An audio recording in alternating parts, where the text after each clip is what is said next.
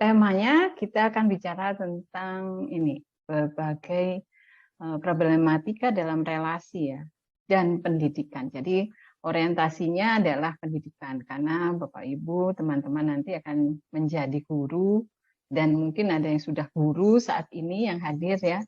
Jadi ada yang sudah guru, ada yang mungkin nanti akan menjadi guru gitu. Sehingga ini yang akan kita sampaikan. Oke. Nah, saya ingin tahu dulu nih di perasaan teman-teman nih yang ada di hadir di sini. Ketika mendengar istilah gender, perasaannya gimana? Perasaan, gitu ya. Silahkan ditulis di chat aja perasaannya bagaimana, gitu ya. Silahkan. Gender, kira-kira kalau ada orang bilang gender, teman-teman atau Bapak Ibu ini nanti akan merespon bagaimana? Apa sih itu gitu? Itu nggak penting. Itu sudah lama misalnya. Gimana nih? Kalau teman-teman, silakan dituliskan di chat.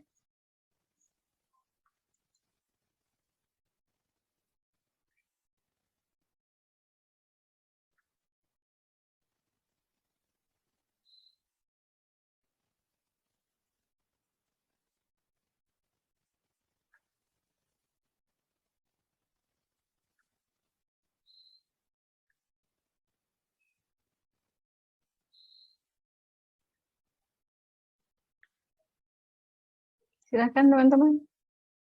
Belum ada yang nulis nih. Itu penting. Cemas. Ada yang merasa cemas ya. Mbak Devi cemas nih, gitu ya. Kemudian ada diskriminasi nih. Perlu kita perhatikan berkaitan dengan gender. Biasa didengar tapi nggak tahu maknanya. Oke, ada lagi.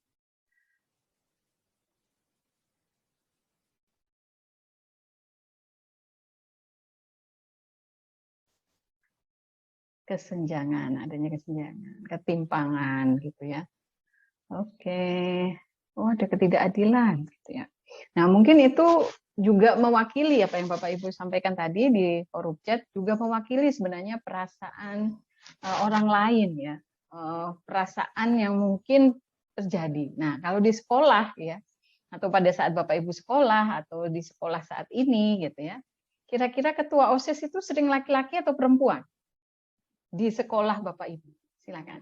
Dituliskan di chat. Paling sering itu laki-laki atau perempuan?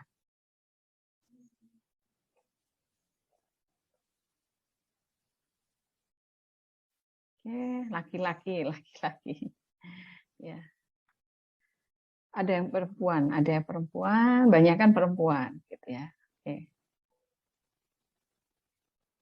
Kenapa ya kok banyak yang laki-laki? Ada yang bisa merespon?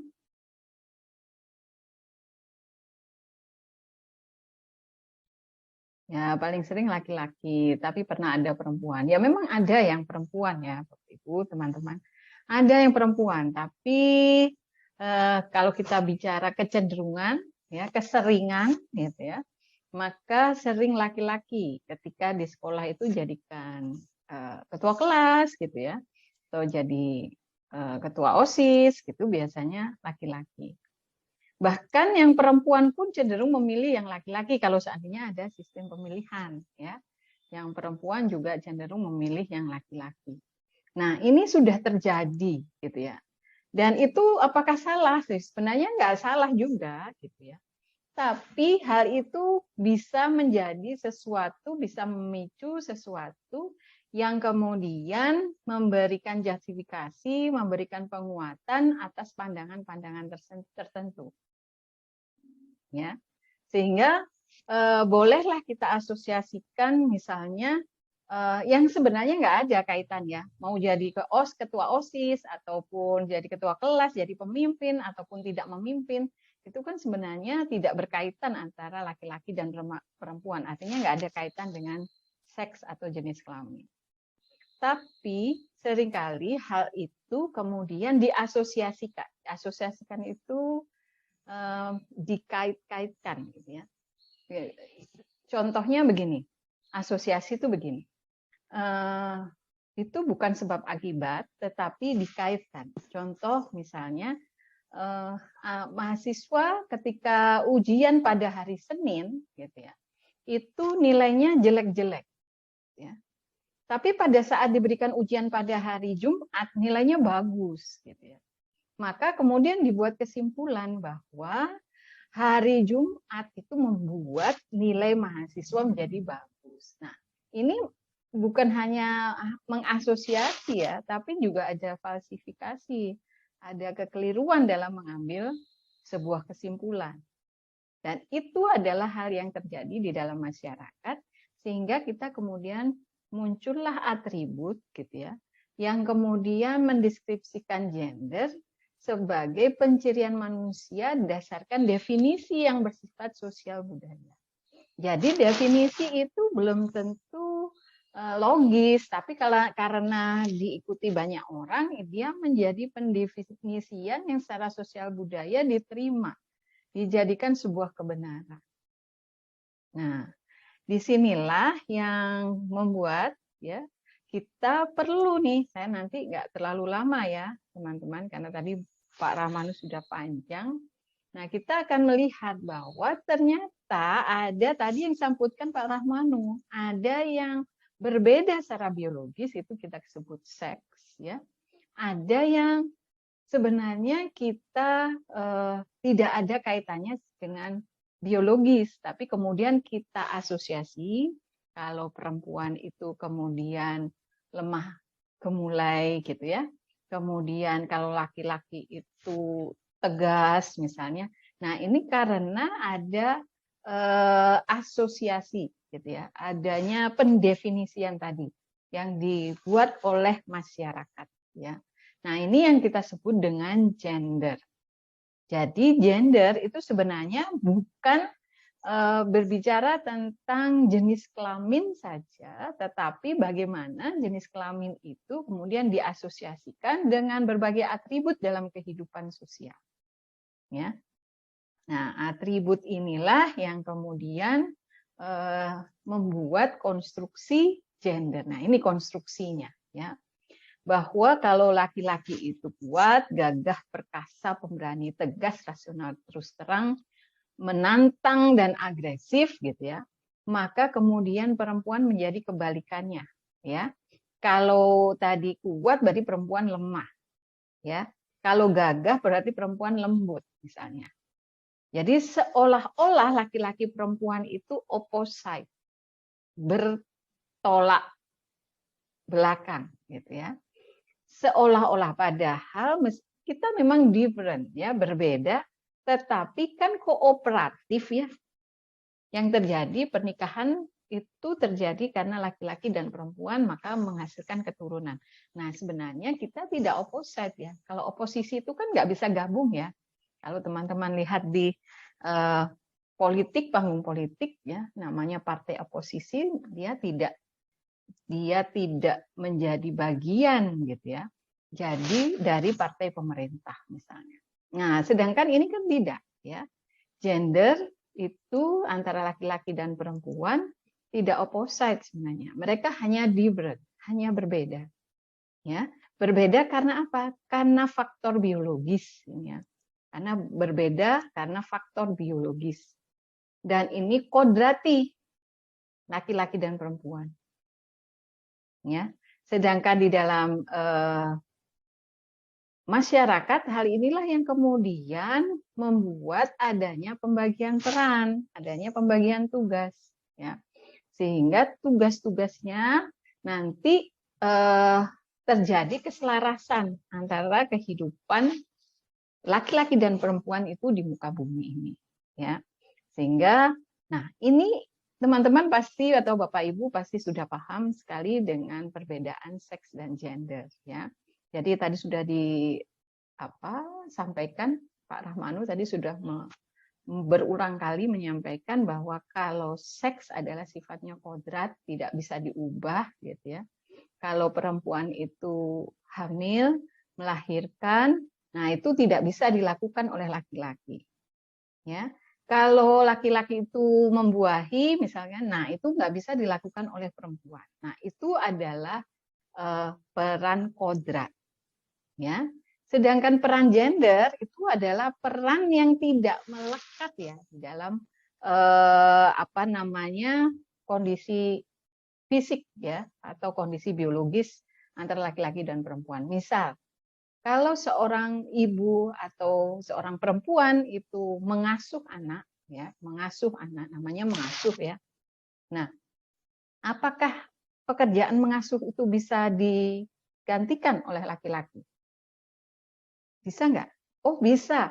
Nah, kalau bisa, ini berarti dia bukan merupakan peran biologis atau peran kodrat. Melainkan itu adalah peran gender yang dibangun oleh masyarakat itu sendiri. Dan masyarakat itu kan sebenarnya tidak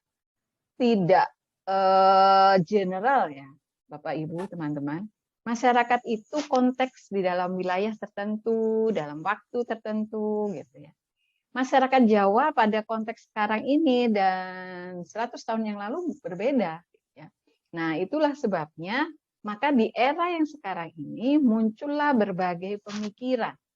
Ya, pemikiran, pengembangan. Jadi sebenarnya yang kita lakukan ini adalah bagian dari mendefinisi pada konteks waktu sekarang ini. Loh, mengapa harus diredefinisi gitu ya? Karena ternyata konteks pendefinisian di masa lalu ya bahwa ada pembagian laki-laki perempuan yang demikian strict ini gitu ya. Seolah-olah ini adalah peran kodrat gitu ya. Itu jika melahirkan ketidakadilan maka itu bukanlah hal yang bermanfaat bagi masyarakat. Lalu bagaimana? Ya, mari kita bangun pendefinisian baru gitu ya, mengembangkan relasi-relasi sosial antara laki-laki dan perempuan yang berorientasi pada keadilan. Jadi kata kuncinya adalah pada masalah keadilan. Mengapa? Gitu ya. Karena keadilan adalah hak ya. Dalam konteks kehidupan bernegara, keadilan adalah tujuan akhir dari Negara Kesatuan Republik Indonesia. Ya. Apa tujuan atau cita-cita bangsa Indonesia itu? Merdeka, berdaulat, adil, makmur. Jadi adil pijakan untuk mengarah pada kemakmuran. Ya. Sehingga isu keadilan itu menjadi hal yang utama. Nah, selama ini sudah kemarin di banyak berbagai webinar, berbagai informasi sebelumnya bahwa ketidakadilan gender itu muncul karena adanya marginalisasi. Adanya marginalisasi bahwa seolah-olah gitu ya, seolah-olah pekerjaan domestik itu nggak berarti jika dibandingkan dengan pekerjaan publik. Sehingga mereka yang menjalani pekerjaan domestik ini dalam struktur masyarakat itu kemudian dianggap rendah gitu ya. Nah, ini yang disebut dengan marginalisasi dan itu akan terus dilakukan gitu ya. Sehingga terjadi proses ya pemiskinan, pembodohan gitu ya. Nah, demikian juga laki-laki misalnya. Laki-laki itu misalkan maksud saya dalam konteks pekerjaan publik gitu ya. Laki-laki adalah penguasa pekerjaan publik. Loh, kok bisa? Iya, kalau memasak ya, memasak di rumah. Perempuan yang memasak di rumah itu kan tidak diapresiasi ya. Maka ketika memasak itu dipindah ke dalam ranah publik ya, jadi chef gitu ya. Nah, itu kemudian identik dengan pekerjaan laki-laki. Padahal kalau di rumah itu pekerjaan perempuan. Maka banyak isu mengatakan, loh enggak kok, laki-laki loh sudah ini, banyak juga yang masak gitu ya. Iya, masak tetapi di ruang publik, dalam konteks publik. Ya. Mereka masak dibayar. Ya. Sedangkan perempuan masak nggak usah dibayar, itu sudah pekerjaan perempuan. Nah, kira-kira gitu ya. Nah, ini yang disebut dengan marginalisasi. Kemudian ada marginalisasi ini tentu saja berkaitan juga dengan subordinasi ya. ya. Mereka kemudian dilabeli label ya. Perempuan kemudian mendapatkan berbagai macam label. Tadi sudah disampaikan. Ada yang bertanya tadi, kalau ada kasus pelecehan selalu yang disalahkan perempuan. Ya, mengapa itu terjadi? Agar tersubordinasi. Mereka yang tersubordinasi itu adalah orang diharapkan tidak bisa gitu ya, tidak bisa speak up. Dia memang kemudian menyalahkan dirinya. Kalau ada orang nyolek karena seorang perempuan, masih disalahkan, salahnya sendiri, pakai bajunya kayak begitu. Ya, misalnya ada yang jatuh, sebenarnya kan itu bukan hanya laki-laki perempuan ya. Konstruksi subordinasi ini juga kalau ada orang jatuh di jalan, kemudian dia bilang salah sendiri jatuh kok, gitu aja nggak dilihat. Nah, kita itu adalah bagian dari kultur masyarakat, ya. Sehingga mekanisme subordinasi ini sudah menjadi bagian dari apa ya, kesadaran apa itu namanya, kesadaran yang tidak kita rasakan. Tanpa sadar itu kita melakukan aktivitas-aktivitas yang mensubordinasi, sehingga mudah bagi kita kemudian melabeli gitu ya, mudah bagi kita kemudian memberikan stigma gitu ya, diberikan cap-cap yang negatif gitu ya, sedangkan yang satu positif, satu negatif. Nah, ini karena adalah bagian dari kultur juga di dalam masyarakat. Nah, oleh karena itu melalui isu gender ini harapannya ini yang bisa dicari nih ya, teman-teman, Bapak Ibu, untuk mengembangkan berbagai isu ya, kita menjadi peka dalam kehidupan bermasyarakat. Stereotype gitu ya. Stereotype. Jadi stereotype itu penekanan ya, penguatan, pelabelan, memberikan atribut, memberikan label. Bayangkan kalau sebuah produk itu diberikan label branded gitu ya. Itu kan sebenarnya dalam konteks relasi sosial itu merupakan legalitas, boleh gitu kita. Ya. Jadi kalau kita mengatakan bahwa oh iya deh, perempuan itu memang pekerjaannya di rumah. Kamu ini pekerjaan begini aja nggak bisa misalnya. Nah, itu juga merupakan pelabelan negatif. Apakah ini terjadi pada perempuan saja? Ternyata tidak. Ya, beberapa riset terakhir banyak justru pelabelan ini justru diberikan kepada laki-laki. Ya, kenapa? Gitu ya. Karena yang kemudian dimunculkan isu berkaitan gender itu adalah gambaran struggle atau pertarungan antara laki-laki dan perempuan. Jadi kalau kita bicara gender nih, misalkan saya berbicara tentang gender, selalu berpikiran begini orang, wah ini orang-orang yang nggak setuju nih kalau laki-laki berkuasa nih, karena dia setuju gender misalnya. Padahal enggak. Ya. Nah, mindset yang seperti ini mereka sudah resisten gitu ya dengan kita berdiskusi tentang gender gitu ya. Nah, inilah yang kemudian juga mendorong gitu ya. Mendorong munculnya stereotip tentang bukan hanya perempuan sekarang tetapi laki-laki juga. Laki-laki yang mana? Laki-laki bisa saja kalau selama pandemi ini ada yang sudah tidak bekerja di luar rumah ya, tidak di ruang publik tapi bekerjanya di rumah, ngurus anak, ngurus mencuci, masak gitu ya. Nah, itu kemudian diberikan labeling. Ya, diberikan labeling. Kenapa? Ya karena istrinya yang pergi. Kalau mereka kalau istrinya yang bekerja, suami bekerja gitu ya. Nah, mengasuh anak siapa nih gitu ya. Nah, ini kadang-kadang ada di dalam keluarga itu sudah membicarakan ya bahwa dulu ada teman ya memutuskan menjadi bapak rumah tangga.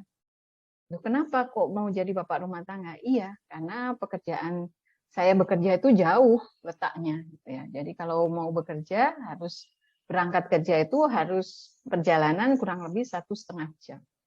Sedangkan istrinya gitu ya, kantornya lebih dekat gitu ya. Nah, pada saat itu mereka dihadapkan nih masalah pengasuhan anak yang sudah mulai balita, udah mau sekolah gitu ya. Nggak bisa lagi apa namanya mengandalkan asisten rumah tangga, apalagi kondisi perekonomian seperti ini, sehingga mereka merasa untuk saving maka ya sudah, ya karena suami juga tidak ada dinonjobkan, ya akhirnya suamilah yang memutuskan gitu ya untuk mengurus rumah tangga. Nah, pria-pria yang mengambil peran seperti ini juga mendapat stereotip negatif. Gitu ya. Nah, ini juga masalah nih. Ya. Jadi kalau masyarakat kita masih banyak atau di antara teman-teman masih banyak berpikir seperti itu, berarti memang ini ada masalah. Ya. Nah, yang sering kita lihat ya ini hal yang umum ya, beban ganda. Ya, jadi kalau perempuan bekerja berarti ya pekerjaan domestiknya nggak boleh ditinggalkan. Sehingga kalau perempuan bekerja itu mobat-mabit ya, mobat-mabit sana ke sini gitu ya. Capek, lelah gitu ya. Sehingga kemudian muncul di dalam dirinya, apa ini yang harus untuk apa saya seperti ini? Saya pagi harus ngurus rumah, kemudian kerja, sedangkan suami saya enak-enakan misalnya. Ya. Nah, ini yang menimbulkan konflik nih dalam keluarga sebenarnya. Dan ini tidak kita sadari karena perlakuan kita terhadap situasi itu kita anggap baik-baik saja, nggak ada masalah. Padahal sebenarnya penuh dengan masalah. Ya. Dan ending dari keempat hal tadi itu sebenarnya adalah kekerasan. Ya. Baik kekerasan fisik, non-fisik, verbal maupun non-verbal. Ya. Jadi kalau kemarin ada beberapa kasus seorang perempuan gitu ya didakwa karena berkata kasar gitu ya, itu dianggap sebagai kekerasan fisik nih ya. Nah ya kalau itu dilakukan ya itu memang kekerasan ya, kekerasan verbal gitu ya. Dan itu kemudian dikenakan pasal KDRT kalau nggak salah ya. Walaupun pada endingnya kabar terakhir itu dibebaskan ya. Tetapi ini menggambarkan gitu ya, menggambarkan bagaimana ternyata perempuan sendiri perlu belajar gitu ya, perlu belajar bagaimana mengelola diri gitu ya di dalam konteks kekerasan. Jangan sampai karena kita mendapatkan kekerasan kemudian boleh melakukan kekerasan. Nah, ini kan karena terjadi karena si perempuan mendapat kekerasan dan kemudian dia membalas dengan kekerasan. Nah, ini yang sebenarnya perlu kita hindari. Dan masalah-masalah ini sebenarnya pada prinsipnya adalah berangkat dari pemahaman mindset kita tentang gender. Jika setiap laki-laki dan perempuan di muka bumi ini memahami prinsip-prinsip dasar dari gender, maka saya rasa kekerasan, kemudian pelecehan seksual itu tidak terjadi. Ya, karena apa? Karena yang laki-laki juga dia memahami konteks ya bahwa perempuan itu adalah sama dengan dia. Jadi kalau dia melakukan pelecehan kan itu sebenarnya melihat perempuan sebagai subordinasi ya, sebagai orang yang lemah, terpinggirkan, sehingga bisa kita perlakukan apapun. Nah, itu dengan mindset ini yang harusnya kita ubah ya. Kita kemudian melihat bahwa di dalam hubungan laki-laki perempuan ada relasi kuasa, ya ini yang disebut relasi kuasa gender. Jadi seolah-olah perempuan itu ya main domain utamanya atau lingkup utamanya adalah domestik, sedangkan laki-laki itu di publik misalnya, ya. Sedangkan perempuan itu feminim, laki-laki maskulin, gitu ya. Perempuan itu nggak perlu banyak uang deh, nggak perlu generate income karena dia nanti yang membelanjakan, gitu ya. Jadi selalu di mindset perempuan itu membelanjakan, tidak mengenerate, tidak mendapatkan income, gitu ya. Dan sehingga karena kita perempuan cenderung mendapat ya, jadi tangannya berarti di bawah ya. Ini yang disebut powerless. Maka kalau dikatakan tangan di atas lebih baik dari tangan di bawah karena tangan di atas itu lebih power. Ya. Nah, ini yang tidak dipahami. Jadi hati-hati kalau kita banyak meminta itu sebenarnya kita sedang dalam kondisi yang powerless ya. Nah, sehingga kalau kita tidak punya power, kita menjadi kelasnya kelas bawah. Nah, ini kira-kira gambaran konstruk sosial atau dalam kerangka struktur sosial masyarakat kita, ya. Nah, sehingga kalau laki-laki ini, teman-teman perhatikan, kalau laki-laki ini hanya menguasai publik, sedangkan perempuan sekarang dengan berbagai emansipasi, berbagai penguatan pemberdayaan perempuan, perempuan bisa masuk domestik, gitu ya, tapi juga kemudian bisa masuk publik. Nah, perempuan punya 2 ladang, sedangkan laki-laki cuma 1, gitu ya. Wah, ini perempuan rebut nih ladangnya laki-laki nih, gitu ya. Kenapa? Kok ladang? Iya, karena yang satu subur, satu nggak subur. Karena ini konstruksi sosial. Jadi bolehlah kemudian laki-laki itu, perempuan itu masuk di ladang yang subur. Ya. Sehingga kemudian kalau laki-laki hanya di satu ladang, dia menjadi ya tadi ketimpangan. Nah, ini yang disebut dengan paradoks, ya. Jadi dengan cara seperti ini, jika semua orang tidak memahami, maka idealnya maka laki-laki harus juga mau masuk di dalam sektor domestik, ya, karena domestik itu sebenarnya bukanlah bagian atau field atau ladang yang apa ya, ladang yang buruk untuk dimasuki, gitu ya. Jadi justru mereka bisa saling berbagi field, ya, atau berbagi ladang, sehingga mereka bisa saling membantu, saling menguatkan. Ya. Nah, pendidikan yang mendorong kesetaraan gender, inilah yang diharapkan, ya Bapak Ibu. Jadi yang diharapkan adalah semua orang, gitu ya, memahami bahwa laki-laki dan perempuan memiliki kesamaan, ya, kedudukan setara di dalam kehidupan pembangunan, bahkan di hadapan Tuhan. Ya, kenapa ya? Karena laki-laki dan perempuan ya ciptaan Tuhan, dan Tuhan tidak menstratifikasi, ya, tidak mengatakan bahwa laki-laki lebih tinggi, perempuan lebih rendah, enggak. Ya, justru yang menstratifikasi adalah manusia. Ya, Tuhan hanya membuat diferensiasi, membedakan saja. Ya.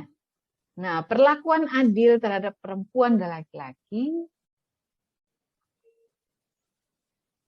sebenarnya akan memberikan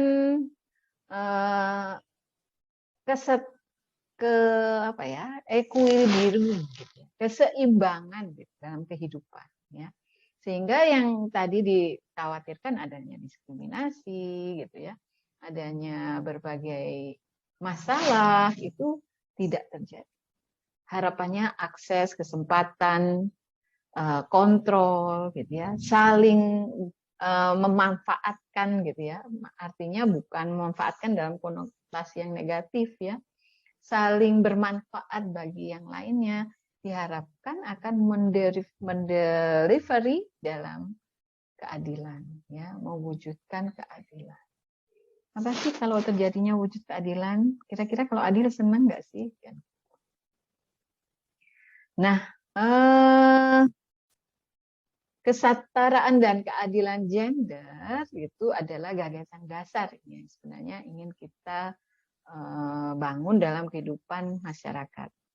Nah, untuk itu perempuan, gitu ya, yang merupakan potensi yang besar selama ini ya perlu diberdayakan, tetapi juga perlu bukannya perempuan sendiri yang berdaya, tapi adanya saling. Ya. Jadi perempuan ketika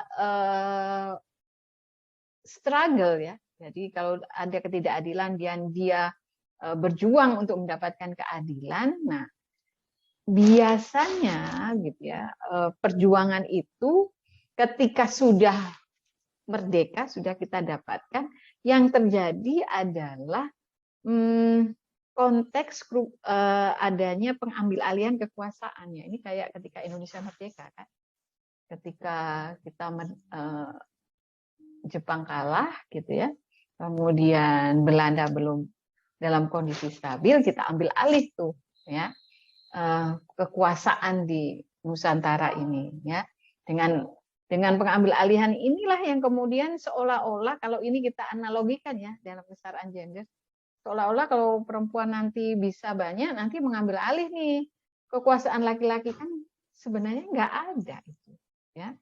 Yang ada adalah bahwa laki-laki dan perempuan itu adalah mitra sejati dari zaman dahulu kala sampai sekarang. Ya. Laki-laki dan perempuan tidak pernah hidup terpisah di dalam dunia ini, bahwa misalnya bumi ini dibagi dua, sana bagian laki-laki, sana bagian perempuan, kan nggak pernah. Ya. Jadi sebenarnya gambaran atau kekhawatiran bahwa gender itu nanti akan membuat perempuan menguasai laki-laki, sebenarnya itu adalah utopia ya menurut saya. Ya. Karena apa? Karena di dalam sebuah teorinya Gramsci, sebuah hegemoni akan menciptakan kontrahegemoni.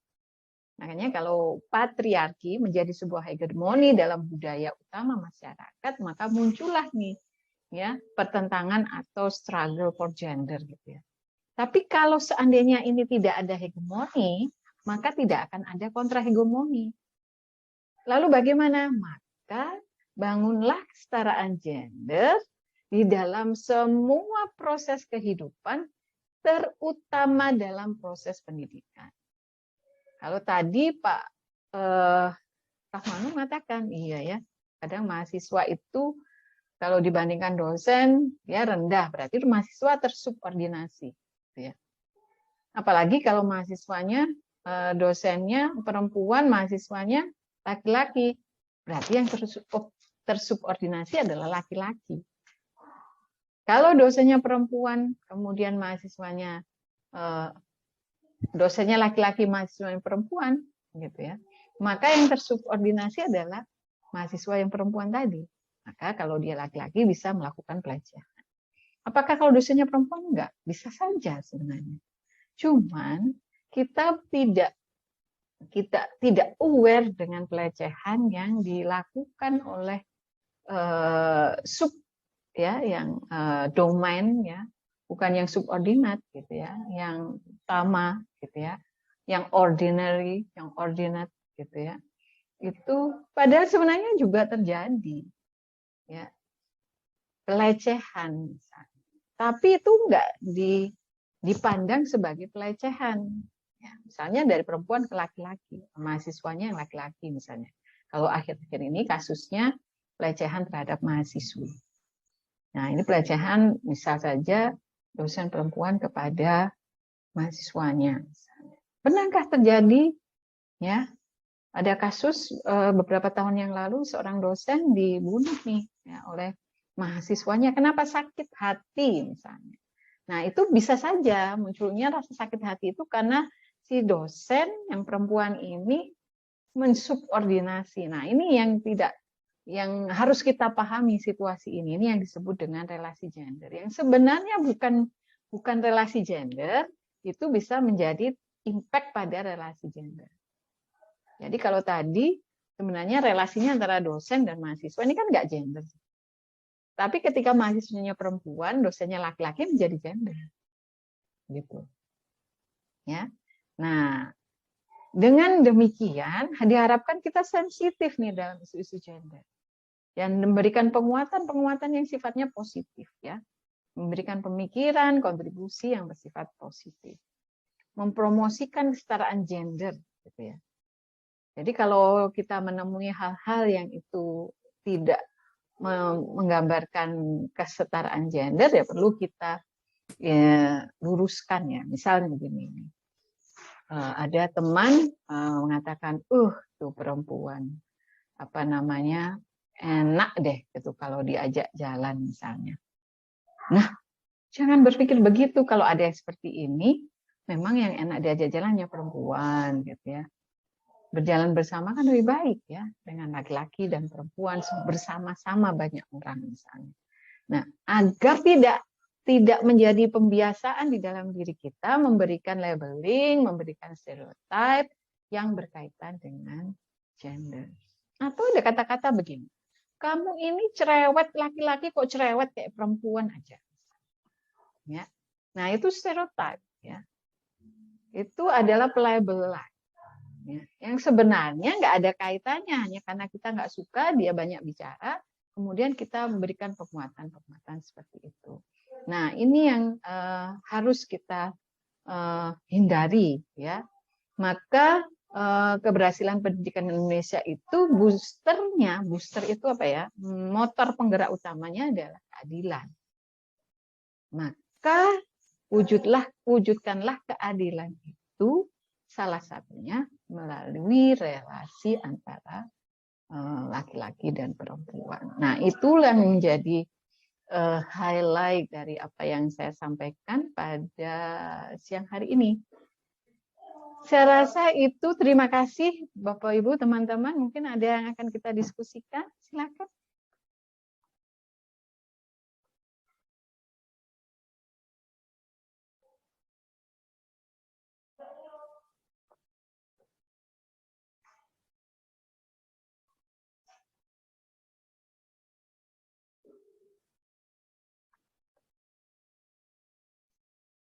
Adakah yang akan didiskusikan?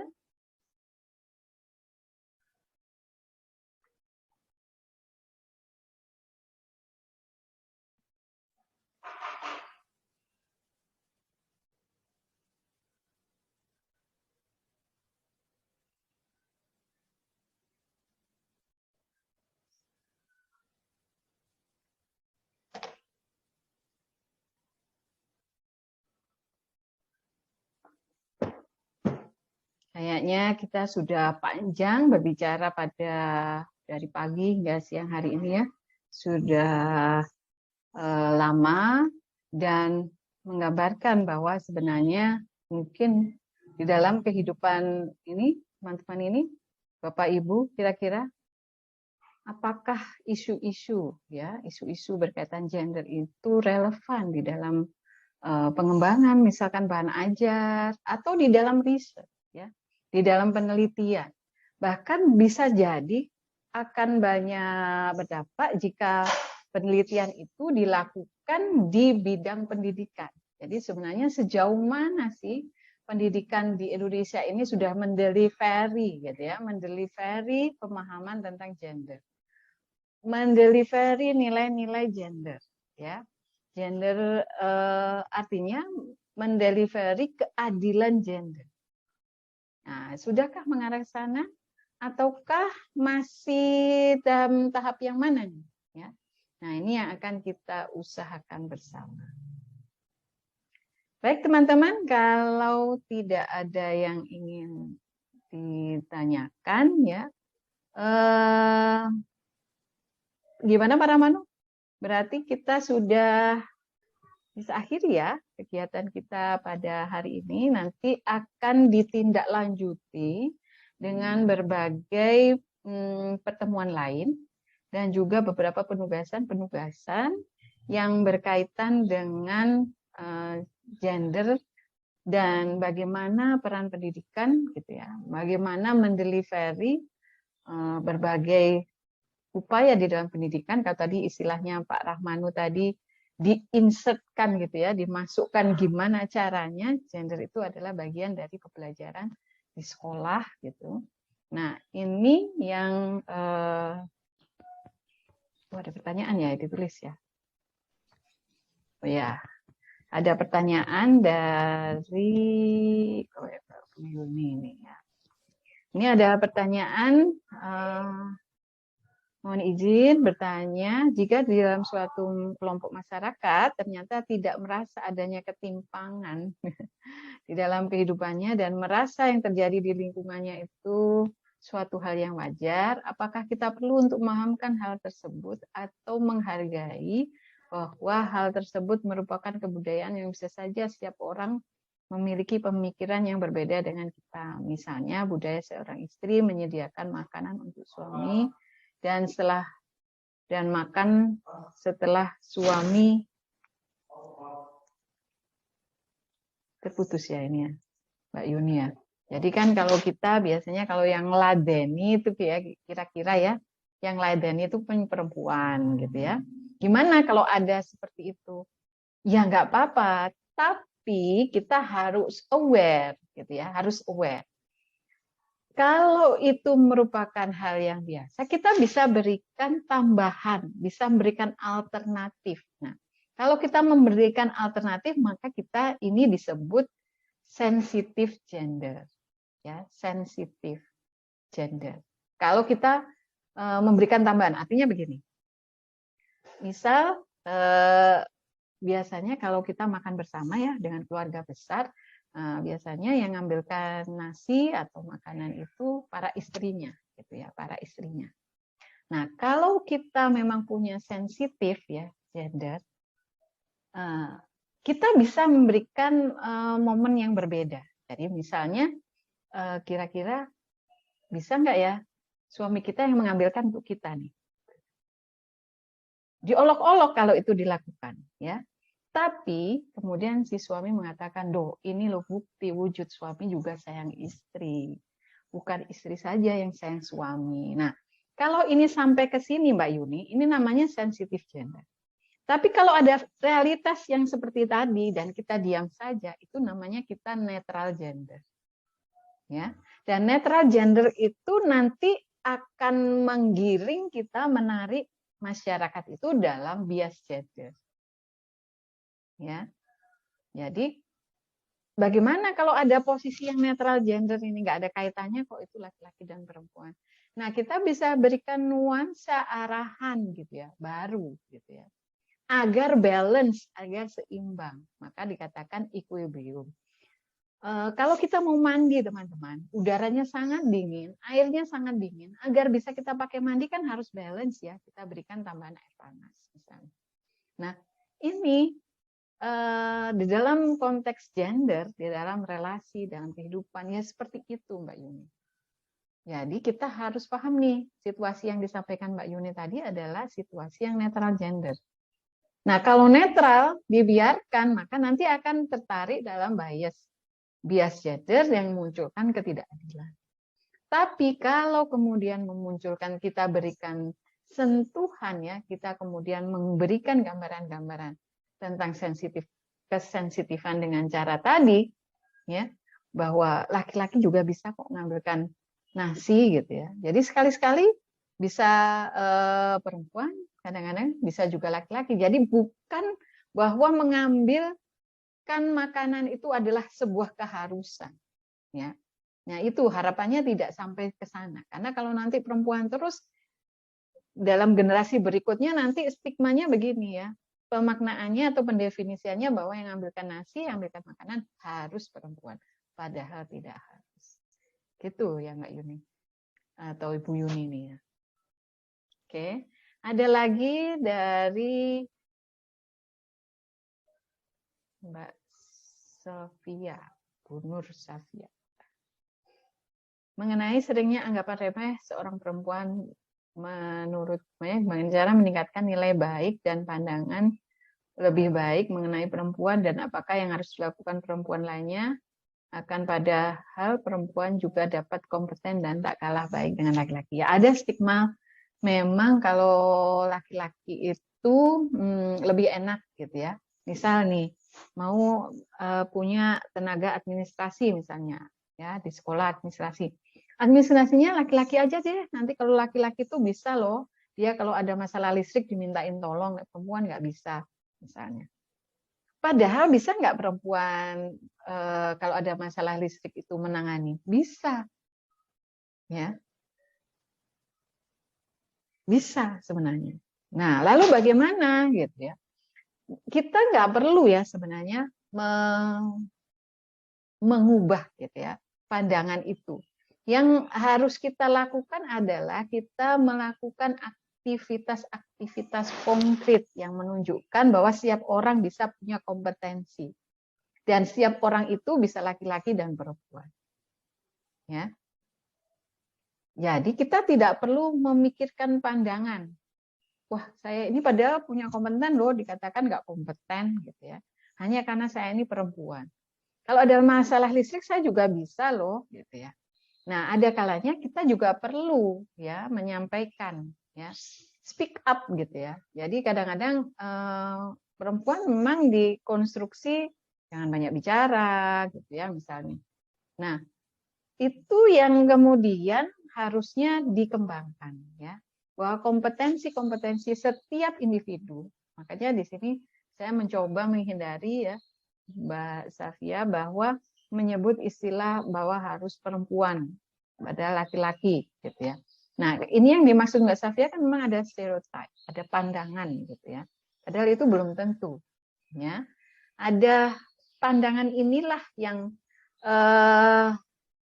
mau dirubah gitu ya oleh Mbak Sofia. Misalnya gimana cara merubahnya? Tidak perlu bahwa kita men-serve orang lain gitu ya agar mau seperti diri kita, tapi kita educated ya, kita edukasi mereka dengan pandangan-pandangan baru. Ya. Misal udah kamu yang jadi sekretaris aja gitu ya. Kalau kamu nanti jadi wakil ketua kan repot, kamu harus ke sana sini, nanti menghubungi dekanat gitu ya. Biasanya kan kalau perempuan jadiin sekretaris karena nanti nggak usah kemana-mana gitu ya. Nanti kalau jadi wakil ketua yang laki-laki. Misalnya kalau ketuanya perempuan, wakil ketuanya laki-laki. Kenapa? Karena kalau ketuanya perempuan bisa nyuruh yang laki-laki untuk pergi gitu ya. Nah, ini karena apa? Mindset-nya itu bisa terjadi pada diri kita dan juga orang lain. Lalu bagaimana? Yang harus kita rubah mindset kita dulu. Ya. Jadi tidak ketika ketuanya perempuan, wakilnya laki-laki agar bisa disuruh, jangan, itu juga sama aja. Gitu ya. Bahwa ketika perempuan punya kompetensi, ya kita bisa coba nih, gitu ya. Kalau ada administrasi perempuan gimana? Coba aja deh, sepertinya dia punya kompeten misalnya. Dilihat dulu, dicoba dulu. Jangan dihindari dulu dengan stigma, dengan pandangan. Ya, apakah yang harus dilakukan perempuan lainnya? Gitu ya. Yang harus dilakukan perempuan lainnya adalah mengajak perempuan-perempuan lain untuk memahami, atau bukan hanya mengajak perempuan lain ya, maksud saya mengajak semua orang baik laki-laki perempuan untuk kemudian open mind ya, pikirannya terbuka, dan kemudian mendelivery semua hal itu dengan basis keadilan. Bukan dengan dasar apakah dia laki-laki atau dia perempuan. Nah, ini yang harus kita hindari. Kata kuncinya adalah pada konteks keadilan.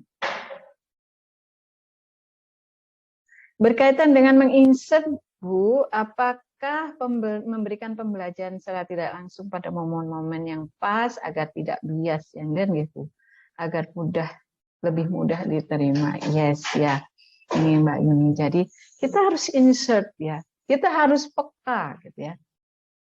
Ya, makanya ini yang dibangun kalau setiap orang berpikir peka, atau agar kita bisa peka itu bagaimana sih Bu caranya agar kita bisa kritis, bagaimana sih?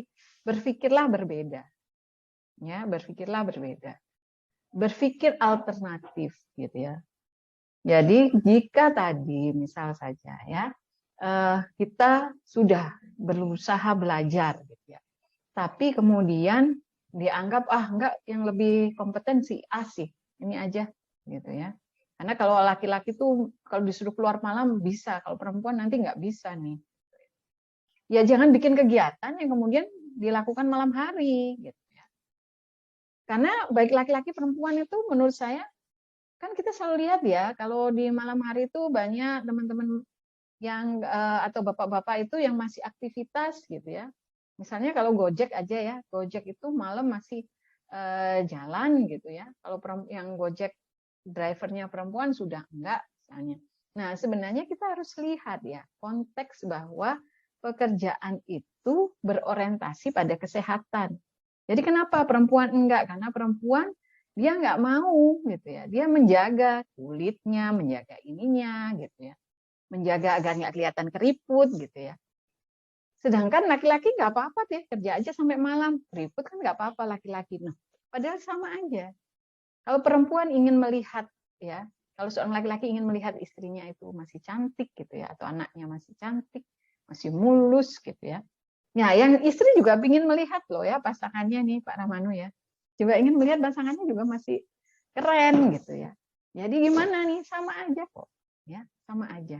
Jadi kita tempatkan diri kita mencoba berempati pada teman atau lawan jenis kita. Atau itu entah itu teman, entah itu suami istri, entah itu kolega gitu ya, atau siapapun gitu ya, bahwa ketika menjadi seorang laki-laki ya mestinya pekerjaan itu bisa dikelola dengan cara yang baik ya, sehingga yang baik itu maksud saya dengan berbagai alternatif, nggak harus kok bekerja itu, misalnya kalau beberapa mahasiswa saya berkegiatan itu biasanya kalau pekerjaannya untuk malam hari gitu ya, maka dipilih yang perempuan, yang laki-laki nih. Ya.